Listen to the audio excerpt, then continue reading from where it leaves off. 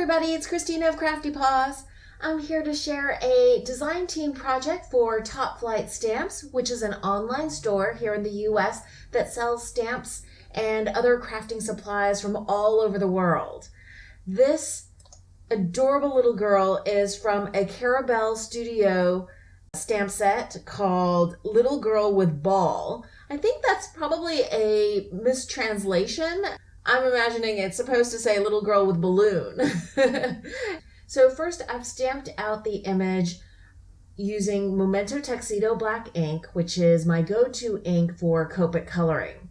And I'm just doing a quick Copic coloring because this stamped image has so many details already in the image itself. It's really easy to color up. I'm first starting off with coloring up her skin, and I'm actually just following the shadowed areas in the stamped image itself. If you look under her bangs, along the sides of her face, on the lower sides of her feet and arms, there are little hash lines, little sketchy lines that show where the shadows really should be. So I'm using some skin tones. I'm going back in and reestablishing the darker shades here. And for her cheeks, I use my go-to blush, which is an R20. I'm just blending out the color so that, you know, it's a smooth transition.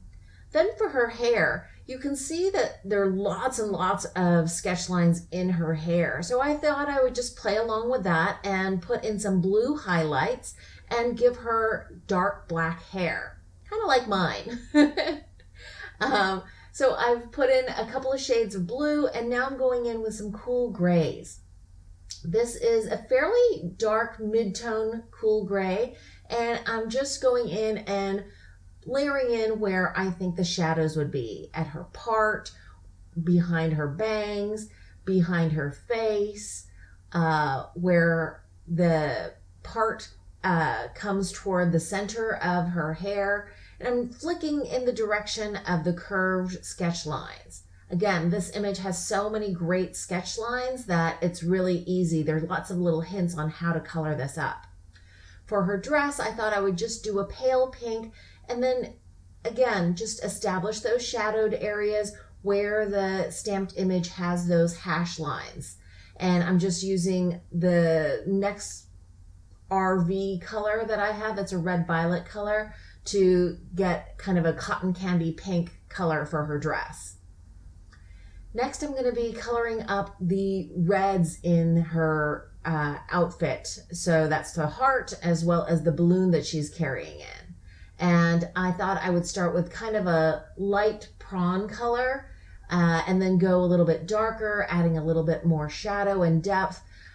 Just adding those little extra ranges of color adds so much dimension to any image that you're coloring up.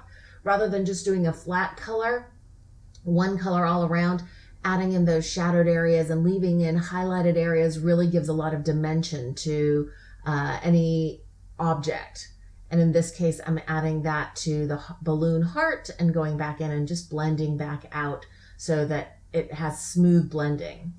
Real quick, I'm just adding a little shadow to where she's standing on tippy toes on her left foot, and that's really it for the coloring.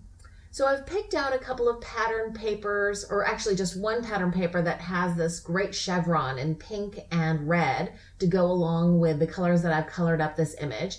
And I decide I want a little bit of sparkle, so I'm using some gunmetal or black glitter washi tape and just adding a little bit on both sides. Oh, it's coming on a little crooked, but that's the great thing about washi tape. You can kind of remove it after you first put it on pretty easily. It doesn't tear the paper or anything like that.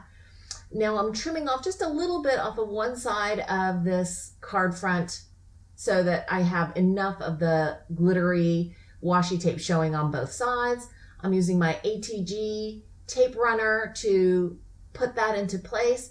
And I could have added some fun foam here to add a little more dimension, but I thought it was cute enough without that dimension. So that's the card front, essentially, other than the sentiment, which I'm stamping out here. I'm using Memento Tuxedo black ink, even though usually for sentiments I like using VersaFine.